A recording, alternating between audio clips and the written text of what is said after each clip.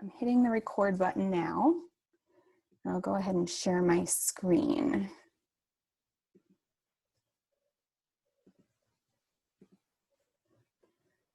Perfect. Well, I'll do a quick little introduction here, and then I'm going to toss it over to Megan.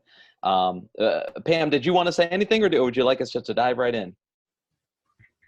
Oh, I'd say dive right in.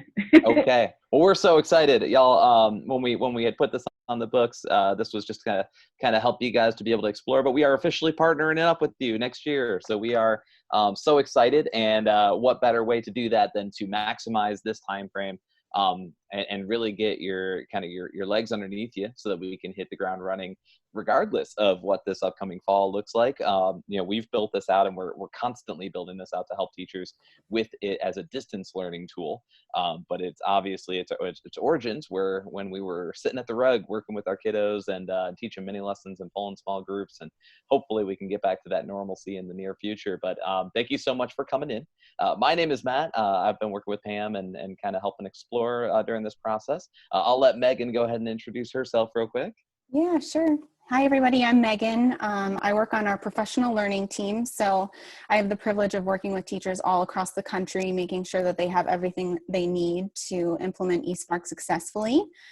So looking forward to sharing a little bit more about eSpark, getting your feedback, and answering any and all questions you have. Yeah, and our big goal for this is that you walk out of this session really feeling empowered, and that it's not something else that's on your plate, but rather something that hopefully makes your life easier, helps you engage your students at a whole different level, and really is a tool that that just helps you do what you do best, which is to teach your students. And really, it's designed to do that. It's designed to be almost that teacher's aide in your classroom, that additional helper. So we want to get in and dive into this. I'm so thankful that Megan's here. Megan's incredible. And she really sets a high goal for herself on making sure that she equips teachers and answers questions. So we'll have this rolling here, but I'm gonna go ahead and do you all a favor, and I'll be quiet, and I'll let Megan do what she does best, which is help support teachers. So take it away, Megan. Thanks, Matt. Great. So thanks so much for joining. Again, we're really looking forward to this. We have a lot to get through today. And I'm going to have you just go ahead and follow along when I'm walking through how to set up your class and do things like that. But do know that at the end, I'm going to give you a little bit of work time. And of course, Matt and I will be here to stand by, but that will be time for you to, just ask any and all questions, make sure that you feel set up to use eSpark in your classroom and, are getting comfortable with it. So as far as our objectives for this morning, we're going to go through what eSpark is. We'll set up our classes together if you haven't already, and explore different ways to monitor your class from afar. So eSpark has a few great tools, a couple that we recently added as early as last week, actually, that I'm excited to share with you in this new time period where there are lots of challenges with teaching from afar, but hopefully eSpark will help to just make that easier for you all. And then we'll just go through some distance learning logistics. We have a few additional resources such as a parent letter and just other things that will hopefully make this easier for y'all. So feel free to interrupt me with any questions throughout our session today. This is all about you, so want to make sure that you get everything that you need. If you want to enter questions in the chat too, we can save those for the end as well. So just whatever works for you and what you're comfortable with, feel free to go with. So let's go ahead and get started. So what is eSpark? We're going to talk through just a broad overview of eSpark itself. So this image, I always say, looks familiar to every teacher. So you walk into your classroom and you have students who are operating at all different levels, and you really are just overwhelmed at the number of different needs that you need to meet. So for example, this is a second grade classroom, but as you can see, this teacher is not just a second grade teacher. She's a kindergarten through sixth grade teacher. So, you want to make sure, one, that you're targeting the students that are below grade level, and often we're focusing on those students, but we don't want to forget about those who need a little bit more challenge too. And that's a great thing about eSpark, that it can push students further, so that way they're feeling challenged. And sometimes we have students who are like, we haven't learned this yet, and that's okay. It's a great way to push them further. So how do we set this up? So there are a couple things that we'll do. One is we will diagnose student needs with our placement quiz. So this is just a short, it should take about no longer than 15 minutes, generally much shorter than that. But we'll ask students a series of questions that will identify where they're operating. Now we know that this is just one quiz, so don't worry, you will have the ability to change those goals as well, and we'll talk through that today. But this is a great benchmark to kind of see where students are operating and get them started on their differentiated learning. So once they've taken that quest, they'll all be, or that placement quiz, they'll be put onto what is called their first quest. And so this is differentiated. You could have students working on all different quests at the same time. And a quest is basically a series of different activities that we'll walk through, and it will cover one standard. So we don't want to say, Jimmy, you're going to go work on, first grade reading informational text. We'll actually say, you're going to go on your quest. And it's going to be, designed just for them. And then we'll give you a couple tools to monitor both engagement and growth with your students. The key one being the teacher dashboard that you will all have access to. And my favorite thing is that we actually will send you weekly emails with an update on how your kiddos are doing. We know you have 800 things going on at a single time, so it's helpful to get that email in your inbox every Monday morning and every Wednesday morning, and I'll talk through what those look like, just to, have that crutch and be able to see who you need to focus in on or who might need action from you. And we will differentiate the content. We have grades K through 5, but we have content that goes beyond 5th grade. So if you have students who are operating above that, they will not run out of content to complete in both math and reading.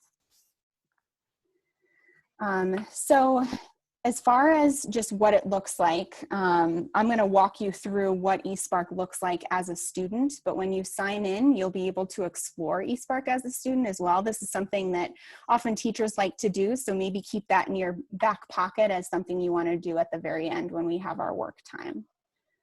So super easy right on the page. And once you click on that, it'll actually take you through the different steps. And Elizabeth here will walk you through the different portions and what they mean. So let's dive in a little bit further. So students can log in on any web device, either an iPad or a Chromebook, and they can use the eSpark app on an iPad if they like to log in, or simply go to espark.app. So we found, especially with distance learning now, that many students are logging in on the web version. So it's really easy just for them to navigate to that website. Sometimes we suggest they bookmark it to make it easier for them to access later on. So once they log in, they're going to be going through these different portions of that quest that I talked about. And they're really, fun and engaging. There are 4 different components here. Assessment, there's a games portion, they'll watch videos, they'll be completing check for understanding questions, and then there's a synthesis portion at the end where they'll actually teach back what they learned by responding to a prompt that eSpark shares with them. So we're going to walk through each of those individually. Upon logging in, you're going to find that students are going to be asked, how do you feel right now? And this is really something that's unique, I think, to eSpark. I haven't seen this in any other programs, and a nice way, especially now when you're not able to see them in person every day, to just check in, see how they're feeling. This will show up right on your dashboard. So, a great way to, check in with your students and see what, you can do maybe to help, or maybe who you need to check in with. So that will feed to your dashboard. And then they'll go ahead and select their subject. And they'll go ahead and start with that pre-quiz. So this pre-quiz is 5 to 10 multiple choice questions.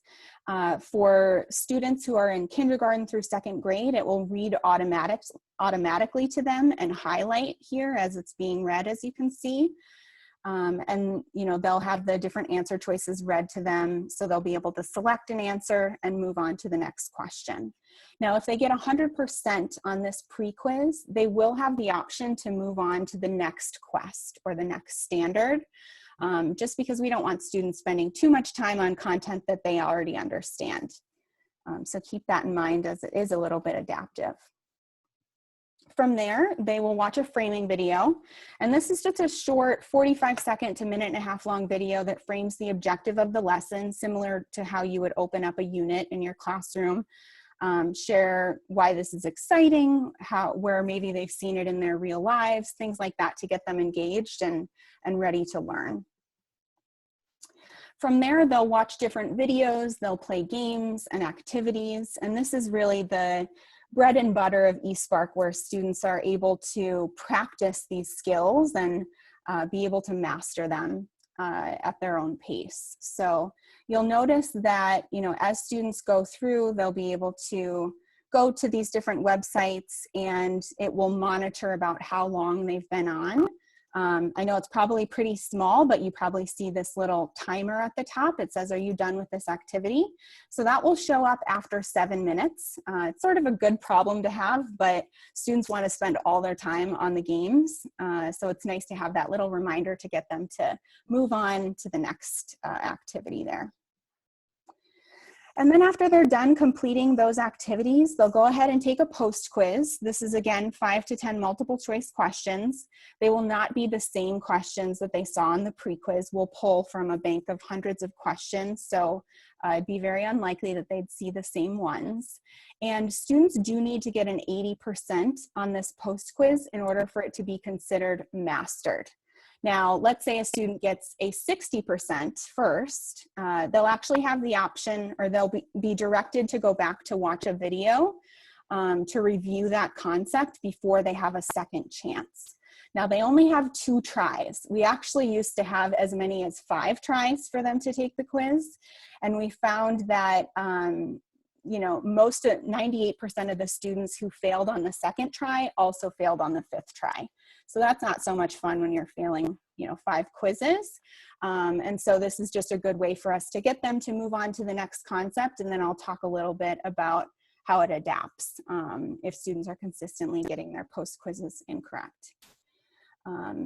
So they'll move on to that piece. Again, they get those 2 tries, and then if they get that 80%, they will move on to this video recording where they'll actually respond to a prompt and be able to record their answer. Now, many teachers like to set this up where students are required to have a piece of paper where they plan out their video and kind of share their work, but you can structure this however you like. So I do want to mention, you can expect 1 quest as long as students are logging in or spending about 60 minutes a week on eSpark. It should take them about 2 weeks to complete 1 quest, so about 14 days. And you'll see that reflected on your dashboard as well. And you'll get those email alerts if students are moving too slowly or too quickly. So we'll talk through that together, but that's one thing that we should expect. And then the second thing here, so what's happening if the student gets less than an 80% consistently? So let's say they fail that first quiz, they go back and review, and then they fail the second quiz as well. We'll actually skip them through this video recording portion because it doesn't make sense for them to be recording a video when they didn't master that skill. They will have the chance to move on to the second quest. But if the same thing happens on that quest, whereas they fail those 2 post quizzes, we'll actually move them down a grade level. So let's say that this student is on 1st grade reading informational text, the first standard. If they fail those first 2 quests, we'll move them down to kindergarten reading informational text. So you see how it'll adapt a little bit for them. Any questions? A good question just came in from Elizabeth. Thanks for submitting this. Is a quest a standard? Yes, a quest is 1 standard. So you can expect there to be 5 to 9 quests per domain. We just usually tell students that they're going to work on a quest just to make it a little bit more gamified for them.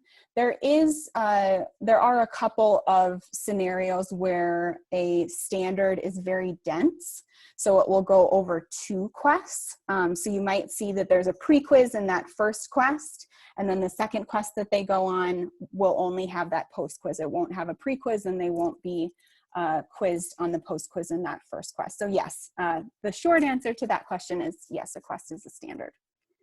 Great question. So I just want to share a quick example of what a student video could look like. You can see that this is a math recording, so you can kind of see what it looks like. I'm going to make sure that you can hear me okay.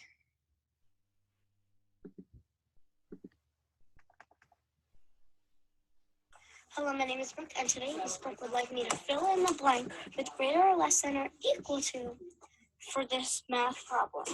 3/8 is greater or less than or equal to than 5 times 1/8. So the first thing you need to do here is figure out 5 times 1/8. So the first thing you need to do is take 5 and put it over 1. And now you do 5 times 1 is 5. Yes. And then you do 1 times 8 is 8. And then there's your answer, 5/8. So now back to the problem with 3/8. And now we have 5/8. So now it's easier to figure out which one is greater and which one is less than, and they are not equal to. Bye. So you can see how that student structured her video to share her work, which is a great best practice that we often recommend. Another good question came in, can you change a student's goal if they are struggling? Yes, you absolutely can. We're going to walk through how you can do that on the dashboard too. Because, you know, we know that the placement quiz is a good way to get them started, but it's not always the case that just a quiz that takes 15 minutes is a reflection of their ability. So you as teachers know best and will have that ability to change if need be. And then when students complete at the end, if they get that 80%, they'll get a high five. Any questions?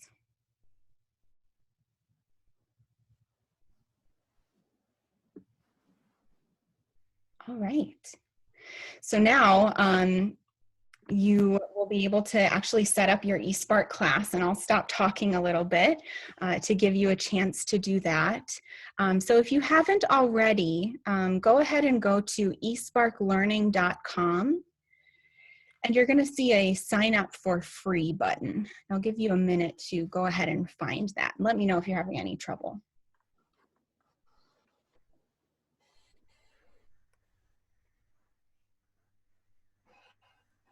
Anybody already set this up for your class? A couple of us maybe.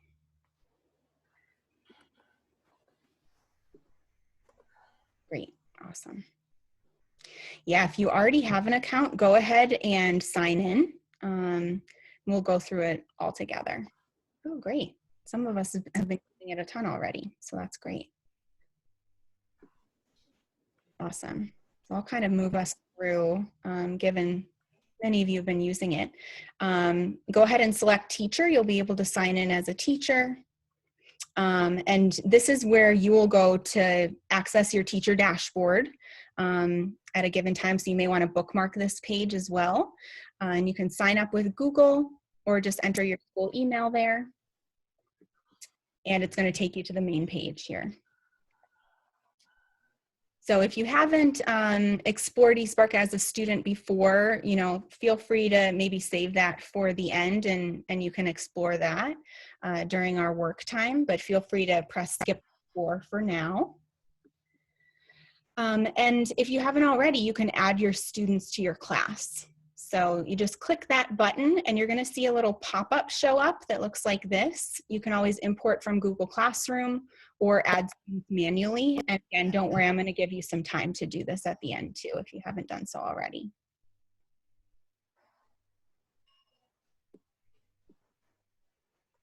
This is just what it looks like when you add a student.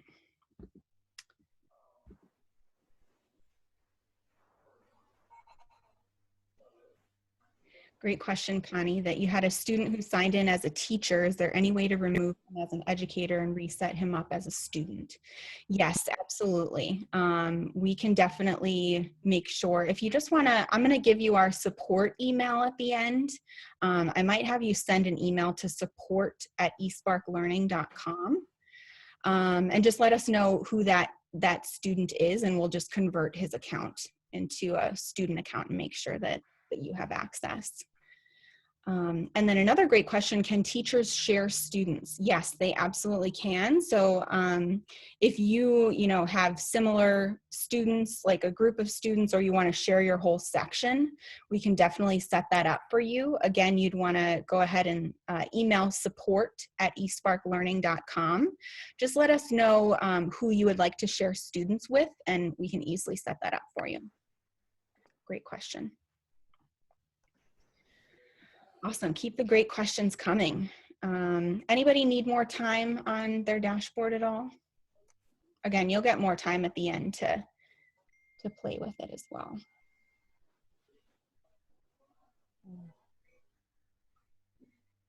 Okay. Perfect. So let's move on to this third objective. How do I support and monitor my students from afar? So this is largely going to be focused on the dashboard, as there are a couple different things that you can do in order to, support your students and make sure that they have everything that they need, that they're on the correct levels, things like that. The first thing that we're going to touch upon is, using your activity report to monitor student progress. So I know we're all there, but I just wanted to remind you that you want to go, when you want to log back into your teacher dashboard, you can just go to eSparkteacher.com and sign in there. Sarah, it looks like you just clicked on the free button.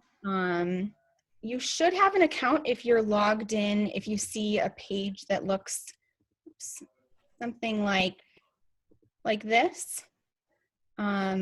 Otherwise, when I give you some work time, I can check on my end too. So I'll just make sure to check back in with you at the end too. But feel free to let me know if you see that page at all.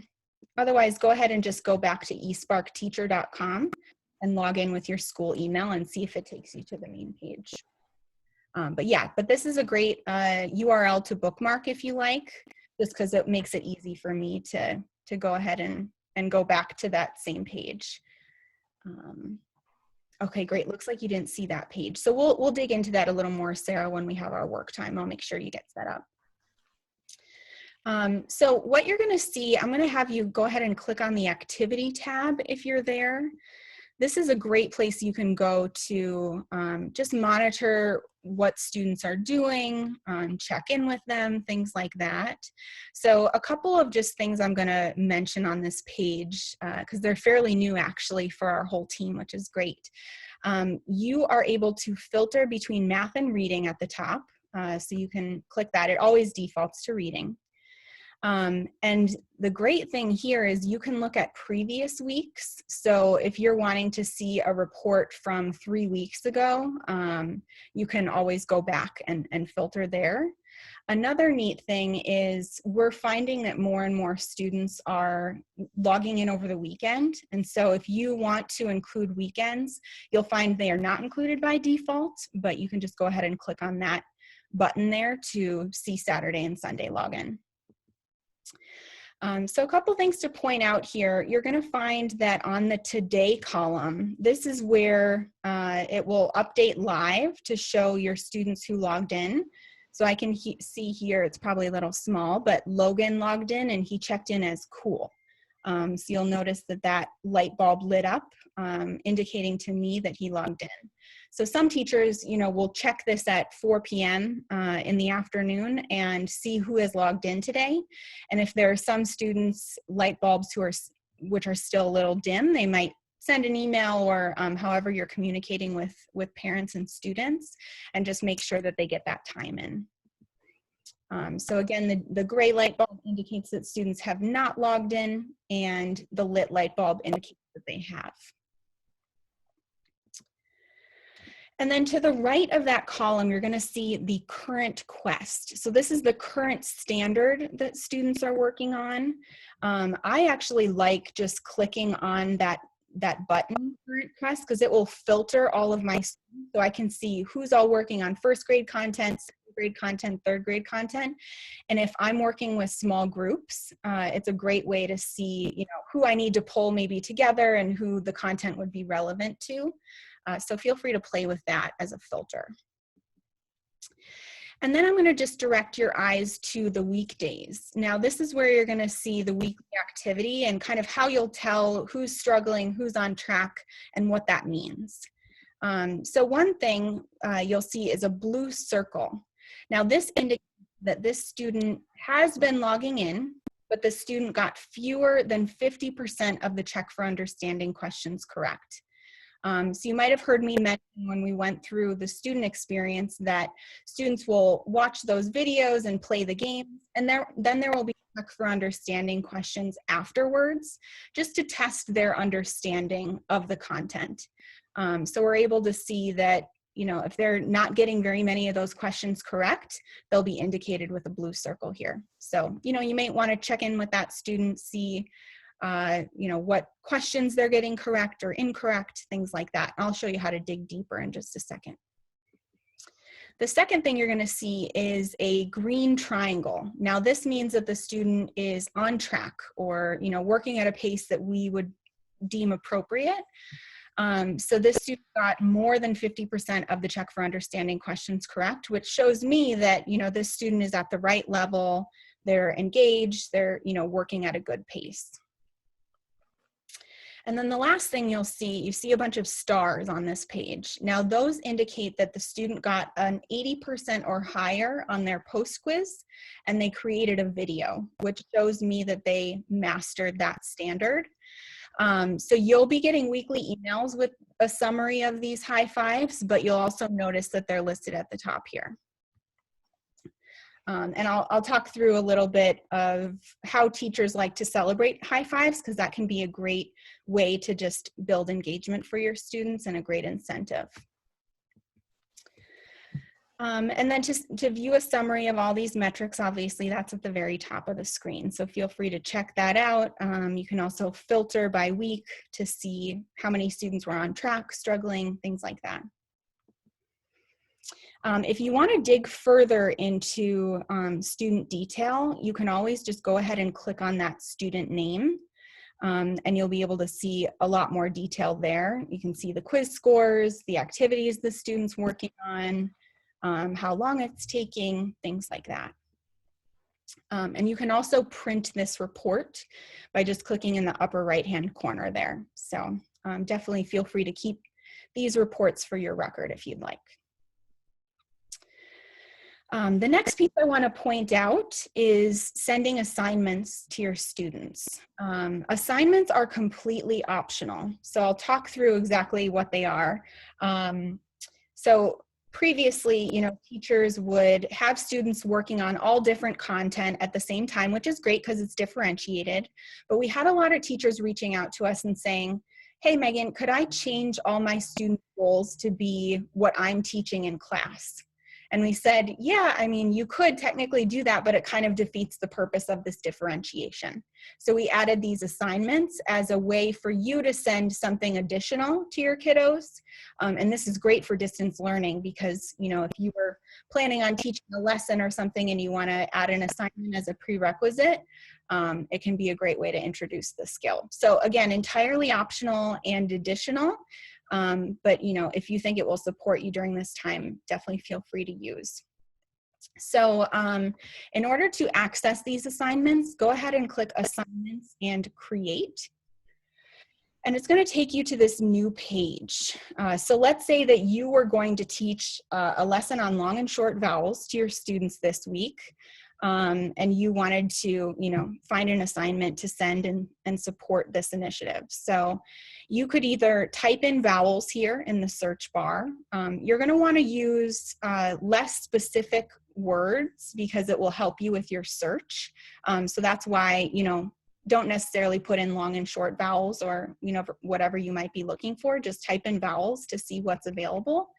I also like filtering for grade level and subject on the right-hand side, because then I can see everything that's available in, you know, second grade math or whatever it might be that I want to filter for. You'll notice that you can select a single assignment at a time. So you wouldn't be able to select long and short vowels and R controlled vowels at the same time, but you can just send one assignment at a time.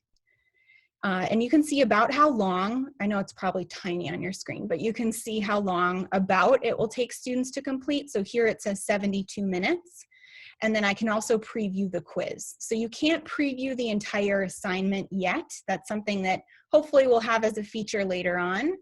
But you can preview what types of quiz questions your students will see.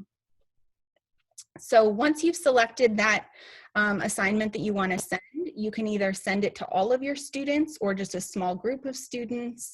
You know, you'll find if you type in something like main idea and you want to see what grade levels a main idea quest is available at, you might want to send the, you know, high level main idea to half your class and another level to another half.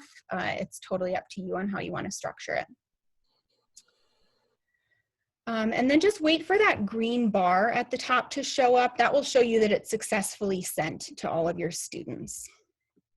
And then what they're going to see on their end is these are their regular quests on the bottom here, reading and math. And then at the top, if they have a reading assignment or a math assignment that you've sent them, these boxes will appear. And you'll see that when they log in, they'll actually wiggle. So a lot of students will go to those assignments first. But you'll want to, you know, indicate to them what you want them to complete during that week or whatnot. So keep that in mind. Another thing I want to mention, you can send more than one assignment at a time if you like. So if you sent, let's say you sent the long and short vowels assignment here, and then you went back after you saw this green bar, you went back and sent R controlled vowels to your whole class.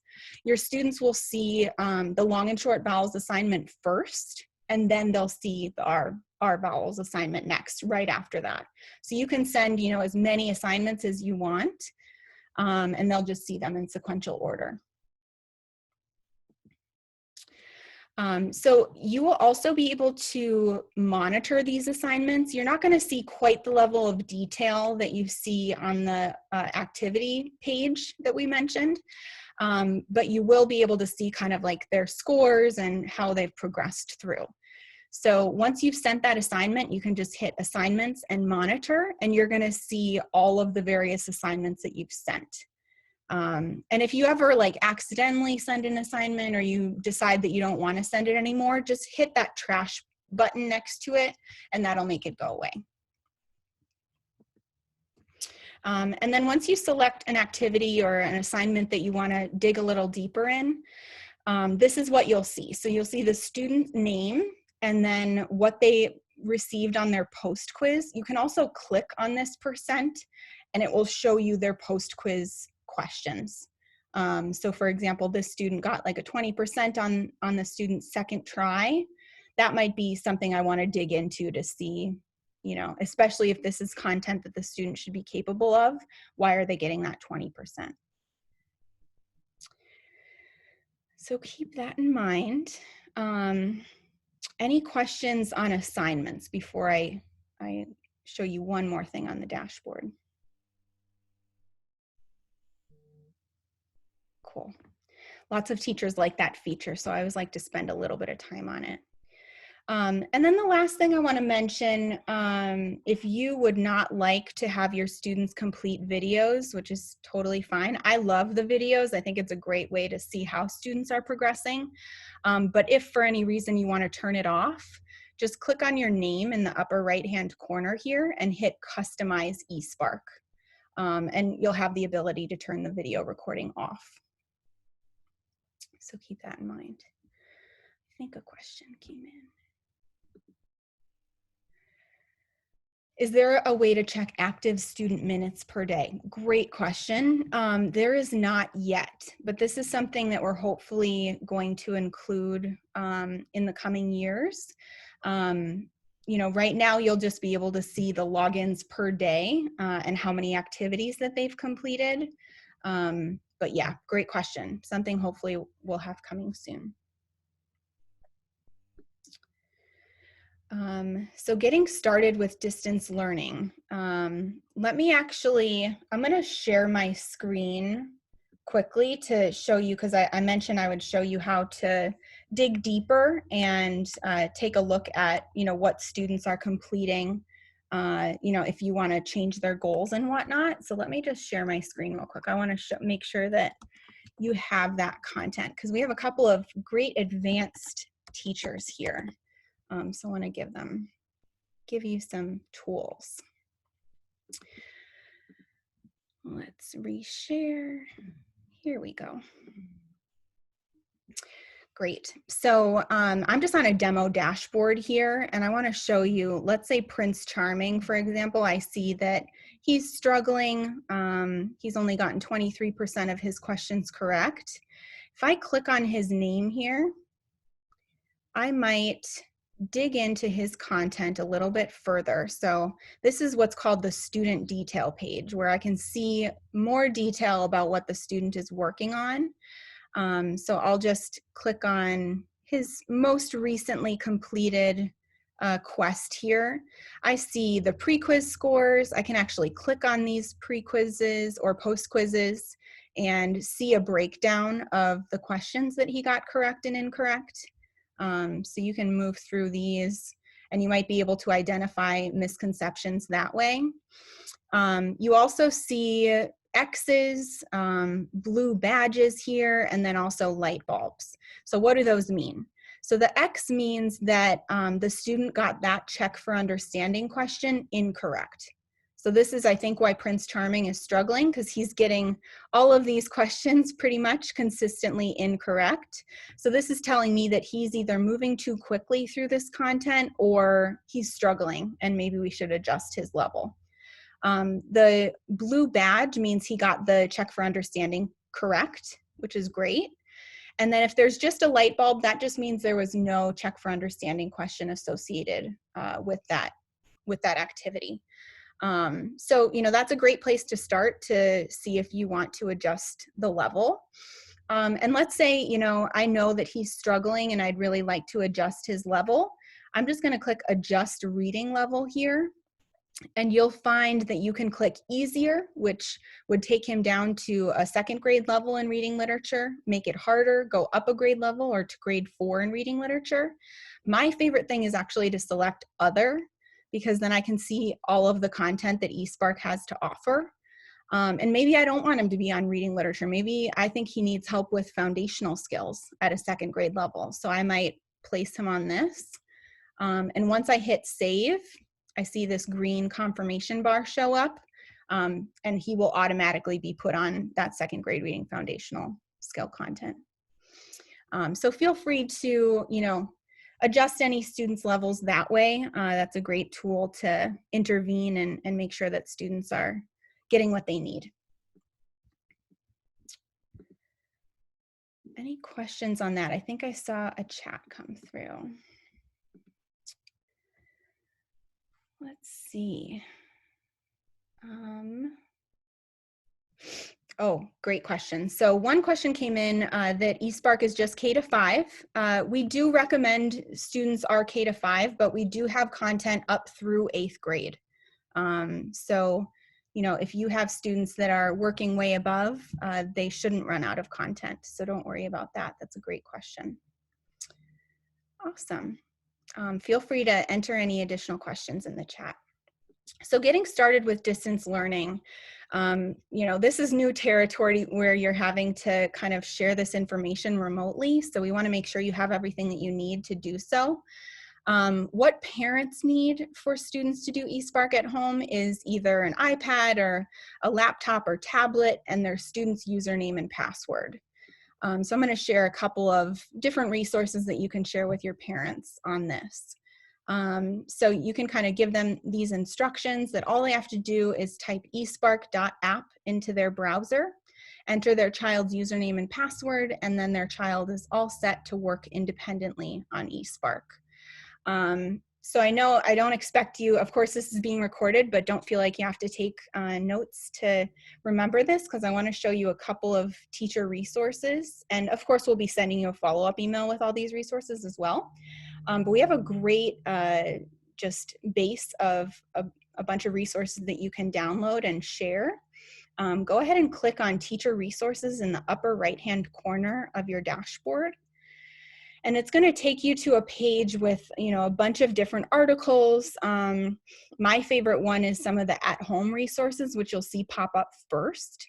So for parents, there's an article on how they can support their child at home.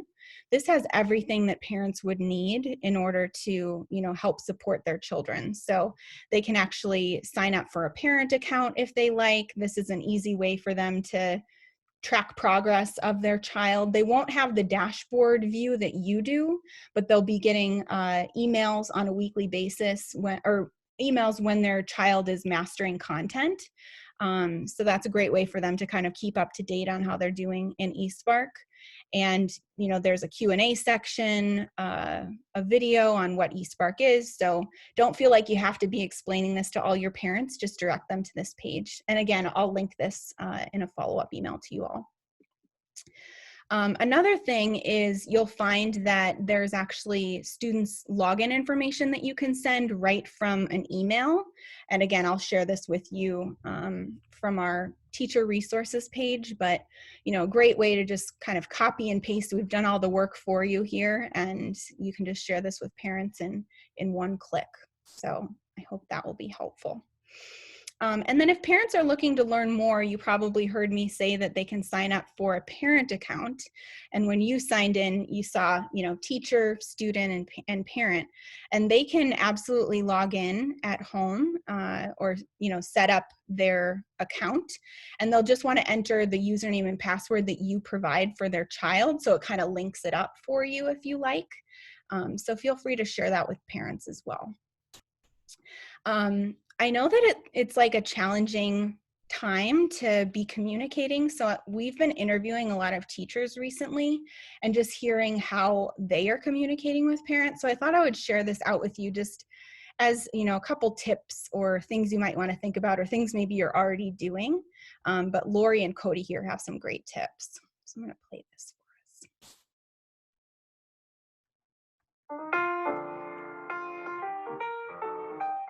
So this year I experimented with creating a private Facebook class page.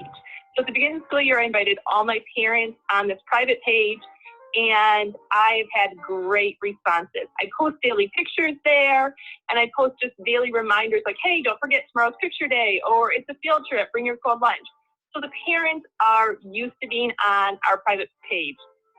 And so now for distant learning, now that we're remotely teaching from home, my Facebook page is my great platform. So I use it for tons of communication, especially regarding eSpark, and I love it. And the parents find it naturally, and they're already on Facebook, and so it's a good natural way to communicate. Mainly for families, like parents and guardians, I use this app called Remind, and it's just like a free app on your phone, and you can just text back and forth. You can send pictures and videos. So I just make a schedule each week, and I try to send it out either like Sunday night or Monday morning of kind of like the layout of our week. And then all the parents can see that. So they can communicate with me there. The students can also see those posts, but I usually use Google Classroom. But those are mainly how I communicate with my students. So just a couple tips there in case that's helpful to try implementing as well. Great. Couple questions that came in. When students move to a new grade or teacher, do they start over or does their information get saved? Great question. So usually we start each new school year fresh, but we can certainly, if you wanted to carry over their information onto the next year, they would still have the same username and password, but we usually just like having them take a new placement quiz, especially if they're not using eSpark over the summer. But that's certainly something that we can arrange for your kiddos. So yeah, feel free to let us know what is preferable there. And if you signed up your class for next year, will eSpark keep, oh, the same kind of question. So if you signed up your class for next year, you know, we would keep your students' same information. I'll just check with our support team too to make sure. It sounds like we want our information to carry over into the fall. Is that right? Or it sounds like our teacher's going to get new students in the fall, so they would like, yes, okay, so we'd like it to carry over. I'll just check with our support team on that to make sure that that happens. Generally, we start fresh in the fall, but yeah, we'll definitely make sure that that's available. And a good question came in, will our students have access to eSpark over the summer? Matt, do you want to take that one? Yeah, absolutely. So yeah, that's fresh off the press. Anyone who signs on this year, which you all just did last week, is going to have access all summer long to be able to do that, especially as we're all trying to figure out how to ensure we don't have the academic summer slide that we've kind of, you know, hopefully not been started during this COVID-19 piece. So yes, your students will have access. And then also I'm going to be, I introduced Pam this morning, but Kayla Milan will be your account manager, and she'll be kind of your face at eSpark to be able to help you out with that as well. So yes, absolutely, you will have access over the summer. Perfect. Thanks, Matt. Awesome. So I did want to give you some time to just explore your dashboard more, ask questions. Sarah, I'm going to make sure that you get set up as well. So I'm going to dig into your account right now, but you know, feel free to take this time. I'm also going to throw a little survey into the chat box, and I'd love for you to, you know, take a moment to share your feedback before you decide to hop off. I know we have about 10 minutes left, so I'll be here to answer questions. Feel free to, you know, ping me for anything, and I'm going to put that survey in the chat box quickly.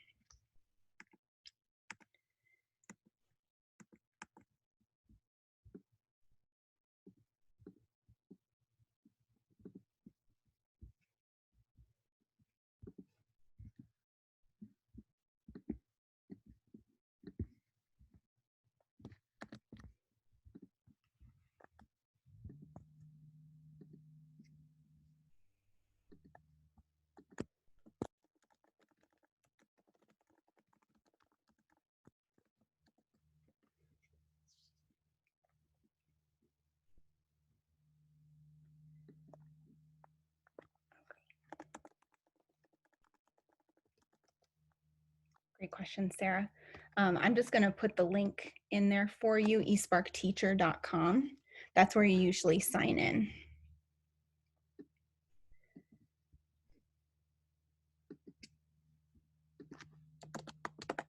I'm just taking a look at your account.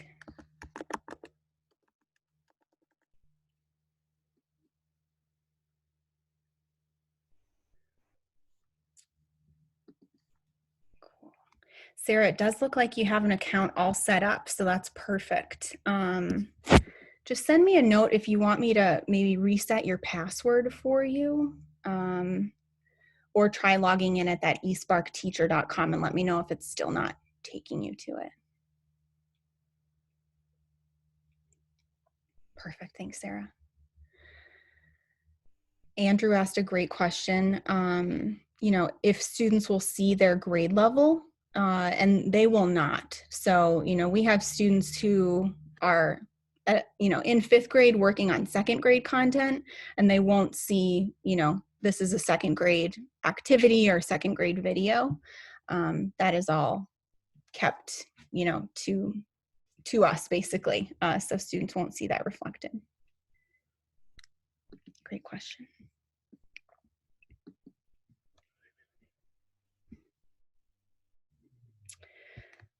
Great question from Brenda. Any plans to include pre-K? We actually do have pre-K content.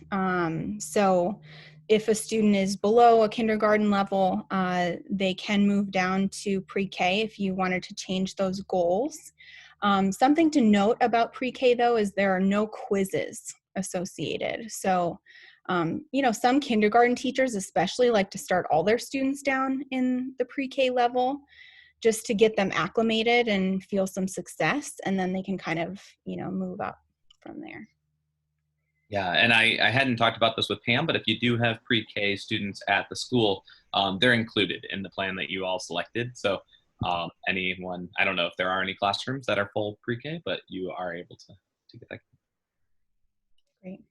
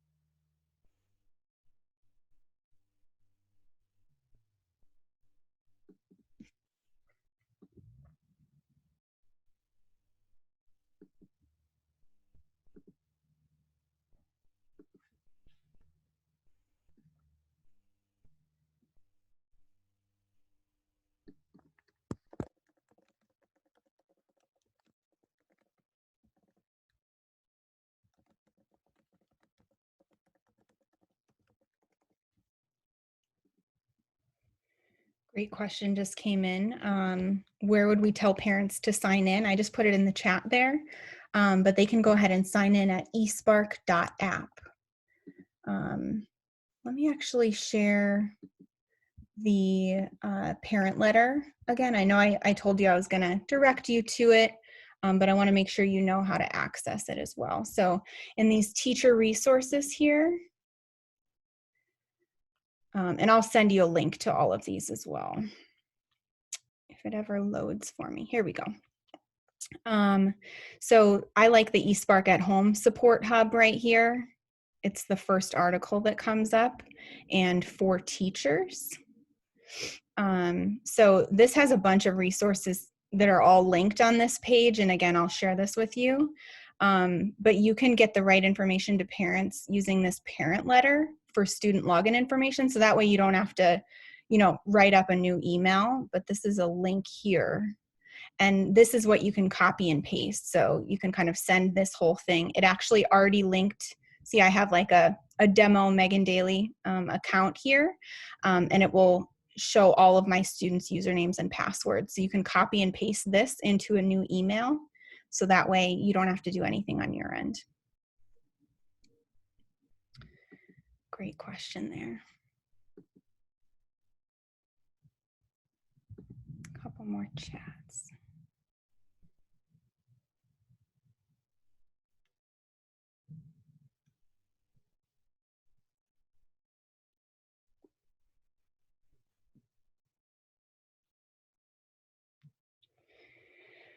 A couple good questions just came in. There's no choice for pre-K. So yeah, there isn't a choice for having a pre-K. I would just put kindergarten for now. And then when I showed you how to change those goals, and I can send you a summary of how to do it, then you might want to change your students to pre-K that way. Sorry about that. We should really change that on our end. And a quick way to get their passwords. There isn't a quick way unless if you like copy and paste that. But let me show you on your roster page. So if you were to go into like your dashboard here, you can click roster. And you can change all of your students' passwords even if you want to. You can see for my class, I changed them all to demo.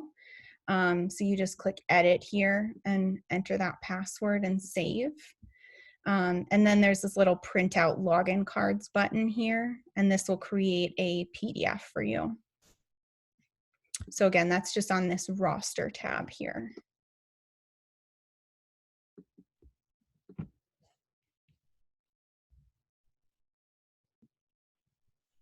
Yep, perfect. Looks like a couple of you saw the login cards. That's great. Yeah, and Sarah, as far as the app, so we do have an iOS eSpark app, but I would say that most of our kiddos go to eSpark.app. So let me show you what kind of comes up. eSpark.app.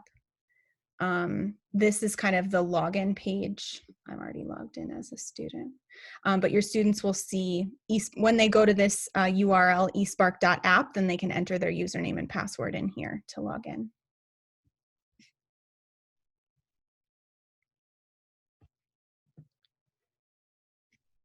Cool. I know we only have a couple minutes left, so hopefully this was some good work time for you. You guys had some great questions. Thank you so much for engaging and for taking this time out of your day. Again, if you haven't had a chance, I would love your feedback on that survey. I just put the link in there again. And if you have any questions, you can always get in touch with us here at support@esparklearning.com. And you'll also see that in the bottom right-hand corner of your screen, there's a little pop-up and you can chat us if you ever have any questions or need anything. So feel free to utilize both of those resources. You can expect to get an email from me with a few of the resources that I think are most helpful in helping you to get up and running with eSpark, and feel free to shoot me any questions afterwards as well.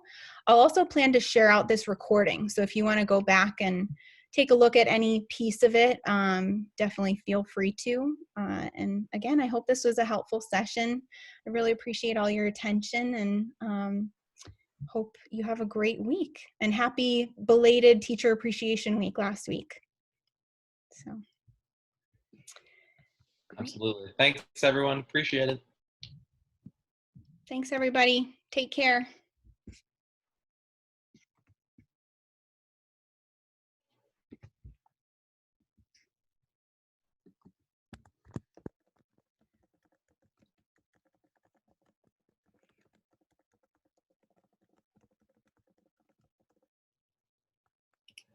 Hey, Andrew, if you want to just stay on quickly, I'm going to reset your password for you.